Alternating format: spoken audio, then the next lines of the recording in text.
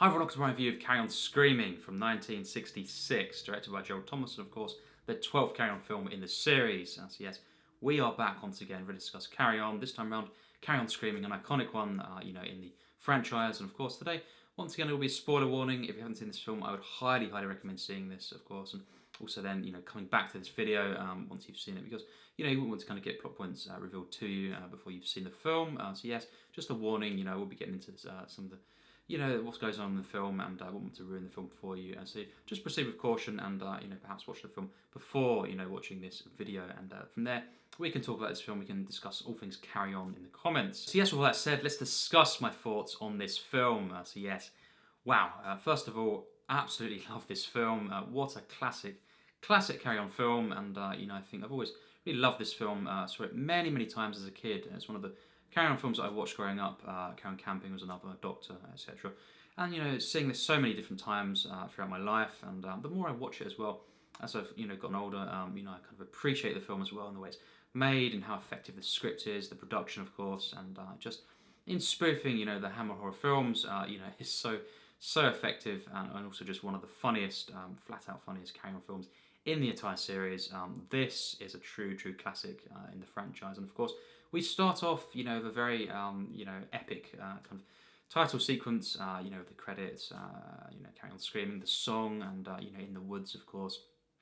Wonderful cinematography throughout this entire film, and I think it kind of sets the tone. And, for fans of Hammer, and different horror films, it really is a dream come true, this one, and I just love the way they're spoofing it, visually, all the different characters, the names, the sets, and just the music as well at times, the way that's done actually, even the way it's kind of done when they're running around and all this kind of stuff. It's all kind of mostly a nod to the different Hammer horror films, while also being its own thing, and a true kind of Carry On feel as well. A true Carry On experience. This one, while also being highly effective, and very specific in what it's kind of parodying, more than a lot of the Carry On films actually. So yes, I just think the way in which we start the film out as well, the kind of Jim Dale, of course, playing Albert Potter, and we've got Doris Mann, his kind of girlfriend, and they're in the woods, Hokum Woods, and that is the kind of intro where she gets taken, and the kind of shock, obviously, of Jim Dale's character. He then takes us to the police, and from there we have the kind of, throughout most of the film, there is this trio. We have the two detectives, of course, Detective Bunn, played by Harry H. Corbett. Now, an absolutely legendary role. Sadly, he was not in any other Carry On films, but he was in this one, and he was just wow, so legendary in this. Just a very different, kind of protagonist, at least for the Carry On films. A very different character in tone, in the way he kind of leads the film, you could say. And we also have his assistant, Detective Slowbottom, played by Peter Butterworth. Now, I love Peter Butterworth. I've praised him many times on the channel. I think this could be, his absolute greatest role. Yeah, they all say it. He just has more screen time, you could say, more of a role than a lot of the other, characters he played, and also just everything that makes him great. In the Carry On films, the kind of silly, bumbling nature, the forgetfulness, perhaps, and just the innocence, and the kind of dressing up, and all the innocent, kind of charm that we love about that. Just, I think, all rolled into one, and I think he is just at his best probably in this film, and the pairing as well. It's just so enjoyable. It could have been any better. Just him and Harry H. Corbett together, of course, and also Jim Dale. It's just priceless. What a legendary kind of trio of characters here. Obviously, once we have that kind of intro act, all the other characters are revealed. We have, of course, Kenneth Williams playing Dr. Orlando Watts, and he is absolutely legendary in this film. Again, one of the very best, if not the best role that Kenneth Williams played, and for me, obviously, that's high praise, because Kenneth Williams is my absolute favourite Carry On member, and the team. And I think this and one other role perhaps are his absolute greatest, and also Jim Dale is my second favourite Carry On kind of member, and he is, again, this very nearly the best role from him. Not quite, but I think all of the characters in this film, all of the kind of regulars, really given most of the time some of the best, or if not, their absolute greatest roles. We have Joan Sims as well as the wife of Harry H. Corbett, his character of Detective Bung, and just really hilarious at times. Perhaps it's a bit one note, but I just loved that kind of whole the plot that runs through there, and then in the end, that's the final shot, as we know, of the wife there, Joan Sims, of course, winking at the camera there as a kind of as a dummy, but she winks as well. And as a kid, that's quite confusing. It's quite disturbing, you could say, but it's really, really hilarious and a great way to kind of end the film on that, and the outcome as well. When Harry H. Corbett, he gets with Fenella Fielding, in this film, and that was just a very kind of unexpected way in which it ends, because you would have thought that wouldn't have happened, and she would have perhaps been kind of out of the picture in that sense by the end, but she wasn't. I just loved Fenella Fielding in this film. The pairing between her and of course Kenneth Williams. She plays Valerie, the sister of Orlando, and it's kind of this partner in crime type thing. They of course are responsible for kidnapping young women and eventually making them into mannequins, and as well, we have all this kind of stuff going on, the law, the kind of kind of backstory to Orlando, and the whole kind of the manor, and we have different kind of fantastical elements to this. It's set in the Edwardian era, of course, and it's just great to see the kind of mixing of sci-fi, fantasy in this as well, horror, and I just love obviously seeing the mummy as well, Robert Titi, and the way in which in the final act, he is kind of resurrected, and just as well. On that note, the introduction to Kenneth Williams, it's around just under 20 minutes into the film, I believe, when he is actually fully introduced into this, and he gets woken up, resurrected, of course, by the electrical currents and all this, and it's just an epic and theatrical way in which he comes into the film, and that's what I love about this film. It's very charming, innocent, kind of grounded, kind of British, kind of charm, carry on feel, but it is very, very theatrical, and it doesn't go too far for me at all.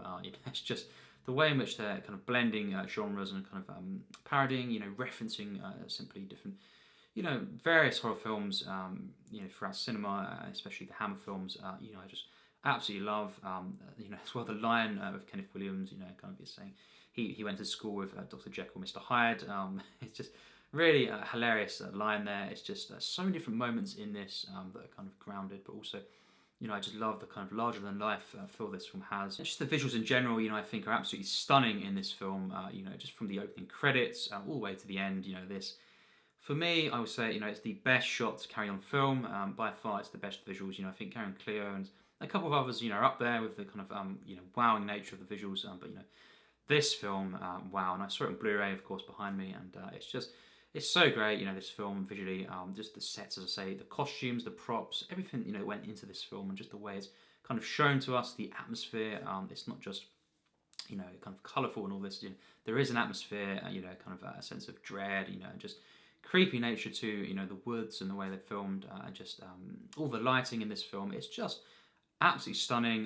Definitely for me, personally, the best shot Carry On film, in the series, and I just think the cast, as I say, everyone in this film, shines. Bernard Bresslaw as well as, Socket. He is the kind of the butler, of course, of the manor, the house, and just very different role for him. He's just perfect in what he's doing, and there's kind of innocence again to these creepy horror characters as well. Oddbod Jr. as well. Just so cute, even though they are kind of menacing and quite scary looking, especially when I was younger, it was quite scary to see certain bits when Oddbod Jr. is, for example, resurrected. The way he comes out of the finger, and I love as well the way in which we have that kind of clue at first, the finger, and it's just a nice spin on the genre, and then it does lead to him getting resurrected, and just the whole kind of way in which throughout the film, Jim Dale in particular is searching for Doris, and in the end, she does, come back into it, and he does find her and save her, of course, rescue her, and that was a nice ending. And also, I just love, Charles Hawtrey and all these different actors, of course, in this film. He plays Dan, and, I love, the line from Kenneth Williams, Dan, the gardening man. That was just hilarious, and, the beard that he has on there, just so funny, and so many moments in this film that laugh out loud, and Charles Hawtrey, though, a very brief, in terms of consistently, appearing throughout the film, kind of role, but he, gives one of his best characters actually in this film. It's hilarious, charming, of course, when they go into his room, and he's watching all the different passing by, characters, of course, and then seeing Oddbod, kind of the reaction there, and a really hilarious way he kind of goes out of it, and you know, it's a great appearance, and definitely one of my favourite, you know, kind of Charles Hawtrey roles as well. And even though he's not in it too much, really, all things considered, and you know, just say Bresslaw, you know, is great in this film. All the different characters, the appearances from the regulars, and the main, you know, core kind of trio, and you know, of course, the villains in this film. It's just so great. Fenella Fielding is wonderful in this film. You know, she was obviously in Carry On Regardless as well. You know, and this is her second and final role. You know, and this is obviously her big role, you know, in the franchise. So we do obviously have, you know, a few actors that are mainly in this film, or just, you know, obviously Fenella Fielding, as I say, just one other film in the series. And we also have the regulars, you know, of course, Kenneth Williams, Charles Hawtrey, Bernard Bresslaw, Joan Sims, etc., you know, that are in this film. And it's a great kind of mix. And I really love how we do have Harry H. Corbett, though, you know, just given the lead role in this film. And it just works so well, the dynamics between the main trio and such. And even just when they do eventually meet, you know, Kenneth Williams, Orlando, and all the different villains there, you know, the mansion, you know, this, you know, it's just so great. The build up to the final act is just so stunning, and I think my favourite, you know, act is probably the final act actually as well. You know, so there we have it. I think, you know, it's one of the rare, you know, kind of one of the few Carry On films that does actually shine most in its final act. Not to say that the Carry On films always struggle, you know, in the final acts, but sometimes it's just not quite as good. But there are a few Carry On films, this one included, where it's probably the best, you know, in the entire film, and just everything comes full circle here. The culmination of all the different plot threads, you know, the reveals, and just everything coming together there. You know, the theatricality, you know, in there, and it doesn't lose the sense of charm, and you know, kind of the build up and all the what's been going on with the characters and the narrative to this. And I just think when we have, you know, kind of Peter Butterworth, Jim Dale, of course, Angela Douglas coming into it as well, and Harry H. Corbett, all kind of going through, and you know, just especially with Peter Butterworth, you know, the dress up there, and Harry H. Corbett, you know, just the different lines, you know, in that final act, and just the kind of camaraderie. They're sneaking through the music. It's so great, and it's just you know, it's so charming and you know, funny, and just I love what they've done with this film, you know, in the music, and just everything they kind of all the different details that they added into this film. And you know, when that final act comes about, you know, I just thought, you know, once again, this is an absolute classic Carry On film, and really just a classic, you know, horror comedy. You know, some people really are seeking out different horror comedies, of course, and I understand, you know, it's a really unique kind of concept, and when done well, you know, I love this kind of subgenre, you know, the kind of blending of the two. Sometimes it can take away from the horror elements, and vice versa, but this film, even though, you know, it's kind of a parody, you know, of different specific films, you know, kind of franchises and stuff, I think it really outdoes, for me, most of these actually, and it's one of the best, you know, in the horror comedy genre. That's what I'm trying to say, and I really think it is an absolute classic, you know, film of cinema, not just a Carry On classic. And I think, as I say, the cast, the production, you know, the costumes, I love every single thing really about this film, and it is just an absolute, you know, classic Carry On film. For me, a true great film in the Carry On series, and you know, I've been reviewing obviously the Carry On films, you know, on the channel, and of the ones I reviewed over the last year or so, this one, it truly is one of the special ones. As I say, saw it many times as a kid, and just you know, countless times. This was always really on, and you know, I saw it, you know, watched it through so many times, and it's a nostalgic film for me, but just because the way it looks and sounds as well, you know, is, you know, just one that has that effect on you. And just one of my absolute favourite sequences, you know, is in that final act. We have, of course, Robert Titi being resurrected, of course, and coming out, and then actually turning on, you know, his master, of course, Orlando. Just Kenneth Williams' reaction here, you know, it's just priceless. You know, I really love that sequence, and it's just one of the best moments in the film. And then chasing, you know, him through to of course, you know, the vat and all this, and he just falls back into it all, and then just the line. Of course, we've had this recurring thing where you know, he just hilariously loves to say frying tonight, and of course Valerie at one point, you know, says you know, you don't always have to say this, you know, and he just, it's kind of like a routine, it's a trademark that he says when he, you know, makes the dummies, you know, just the mannequins, of course. And in the end, you know, when he falls back and actually is becoming one himself, that is when he says, you know, in just such a, you know, perfect way, such a theatrical way, frying tonight. That, you know, is one of the funniest moments of the film. Just the way, as I said, the script is so consistent, and the way, you know, things culminate in the final act is just brilliant how they brought that back. You know, and the way in which Kenneth Williams, you know, says this, his face, just one of the best, most iconic and defining Kenneth Williams moments, easily. You know, in the entire series. You know, just frying tonight. One of my favourite lines, you know, in the Carry On films, and just very, you know, kind of quickly fading to the next scene, as if, you know, that, you know, kind of madness is kind of just passing by, and then we go into the final scene. You know, just another day with Kenneth Williams. There. It's just, it's so funny, and you know, just wow. Kenneth Williams was a legend, and as I say, this is probably, yeah, you know, my favourite, you know, Kenneth Williams, you know, kind of role. Just one other film that I think is up there with it, but you know, just so perfect in this film, and he is, you know, kind of one of the best, you know, kind of yeah, just characters in this film. But love the entire cast, love all the characters in this, and they all have a great kind of role to play, and they all kind of make a difference to the narrative. It all kind of connects perfectly. In the end, this is just a classic, you know, kind of period of the Carry On films. As I've said before, you know, I think the mid-60s through the late 60s is, you know, the kind of the best period for me personally, and I love all the different ones. But I think, especially, you know, this being after Carry On Cleo, Carry On Cowboy, and before as well, Don't Lose Your Head. What a streak! You know, what a great period, and Spying as well. You know, before obviously Cleo. You know, just wow. You know, what a streak of films, and this is the last of the Anglo amalgamated films before the rank organisation. You know, kind of film. So I think, you know, it really is, you know, in that kind of one of the pinnacle you know, periods, you know, of the Carry On series, and I think just it's everything really in this film is classic, and it just has so much attention to detail, and you know, just real, yeah, it's one of the real gems, you know, I feel, you know, in the franchise. And what can I say? I truly love this film, and it's just one of my favourite kind of horror comedies, and it's just such you know, a treat from start to finish. It's one of the most charming, you know, kind of films, and you know, of its kind, and I think just so many different cast members that I love, you know, just given, you know, their best, or one of their very best roles, you know, in this. I love the pairing between, of course, Peter Butterworth, Jim Dale, Kenneth Williams, you know, especially.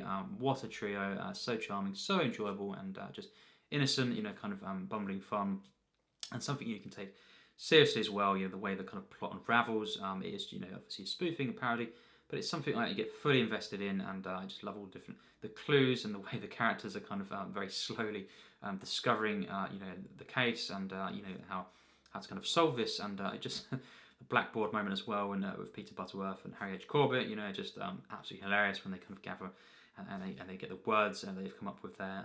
Just so many different hilarious moments, and it's just not over the top at all, really, this film. Even when we have, you know, the kind of transformation sequences, you know, of Harry H. Corbett and Jim Dale, and it's just so funny, even though it's quite over the top, it's not too far, and you know, I love seeing, it's the novelty of seeing, you know, Harry H. Corbett, you know, kind of transform, and then Jim Dale, we're getting that, you know, later on the film, and I was just thinking, what will he look like with all the makeup, and you know, all the being done up like this. It's just, it's so funny, and there's that kind of magic, you know, to the film of discovery, and there's a sense of wonder to this film, and atmosphere, you know, just a real British bleak atmosphere, and the charm as well. Just the simplicity of this, the way the woods are captured, and just all the kind of very use of small locations, you could say, and the sets and everything like this combined. You know, I just think it's so well done. You know, great simplicity, and also layers, you know, of this visually, and just the actual production itself, and the characters as well. You know, subtle references, nods, and things around the characters that you can kind of pick up on, you know, when watching again. So it's one of the most you know, kind of layered, and you know, I think deep Carry On films, in the sense of viewing this, you can see it quite a few times and still, you know, not quite pick up on everything really, in that sense. And also just, you know, classic Carry On fun, the caper, you know, of the Carry On series, and it's just, as I say, you know, them running around, sneaking around at times. It's just some of the funniest and, you know, most enjoyable moments with the music and all this. It's just so great, this film, and for me, this is one of the best Carry On films, as I say, and one of my favourite, you know, kind of horror comedies, really. And you know, for my final rating for this film, it has to be a 92%. Yes, you know, I truly love this film, and you know, I think, what can I say? You know, it just does really mostly everything right, and I think just the way this film looks, the way it sounds, you know, all the music and the way it's done, all the way it kind of parodies the Hammer horror films, which I do love, and you know, I'm a massive fan of, and just as a Carry On film as well, you know, kind of different cast members being given some of their very, very best, if not their best, kind of roles in this film, and different, kind of standouts as well. Harry H. Corbett, in this film, being the only Carry On film he was in, what a legendary performance. It would have been so, so great to see him in more. He was in different films and TV, of course, but it would have been great to have seen him in more Carry On films. But we'll take this obviously as the only one, and we'll cherish that because it's just a standout, kind of very unique. I think Carry On, lead at least, and I think the way he plays off of different cast members as well, and in the final act of Kenneth Williams, Fenella Fielding, etc. So great, and obviously as well, we do have thinking as well, we have Oddbud Jr. Being kind of voiced by Gerald Thomas, which is really funny, and he's of course the director of all the Carry On films, and just it is really fascinating. It's kind of uncredited, but he did voice Oddbud Jr. and that was really funny, and just all of these kind of creatures, and just the kind of lore of this, and the way it's kind of referencing and nodding to different Hammer films, and also just different horror films in the genre, and it's just kind of a celebration of cinema in that sense, and that's one of the things I love about this film so much, and just Oddbud Jr. And all the characters, the side characters, Socket as well, played by Bernard Bresslaw, and of course the main trio, the pairing between Jim Dale, Peter Butterworth, and Harry H. Corbett, I think is just classic Carry On stuff. So yes, that's my thoughts. Absolutely love this film. Seen it many times, and it's just what a kind of enjoyable film, a magical Carry On film. It's just full of charm, comedy of course. Throughout this film, it's just absolutely hilarious. Subtle moments, moments that are more, kind of just grounded, in nature, and also big theatrical moments of comedy and action as well. And it's just even the action in this film, are just kind of the fight sequences. They're quite epic, but they are hilarious as well. So really everything in this film is funny in some way, and I just think Act 1, is just absolutely classic.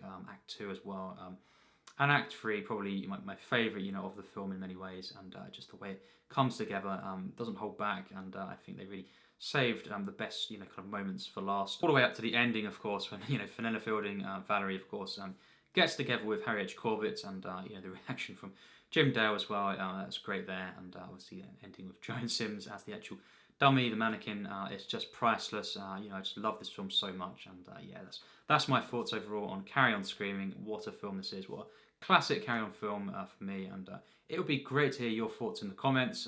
What do you think of this film? It'd be really cool to hear your experiences with this film, and how do you rank this film perhaps? How does it compare to other Carry On films for you? And as a horror comedy, in this genre, what do you think of this film? It'd be really great to hear. As always, discussions on the Carry On films. And next up we have an unknown Carry On film. Again, I don't know what I'll be reviewing, of course, but it'll be one of the Carry Ons, of course, that I haven't reviewed on the channel, and there will be a re-review or another review, of course, of Carry On Camping. That will be the main review that I'll have on the channel, as my thoughts on that film when I do it. So that will be the only one to kind of do again, because I've done that quite a few years ago now, many years ago now, and I just have changed my opinion as well on that film, as just wanted to kind of give it more of a talking, and the rest of them though, the ones that I haven't seen, that it could be any of them as well, so look out for that, and I'm still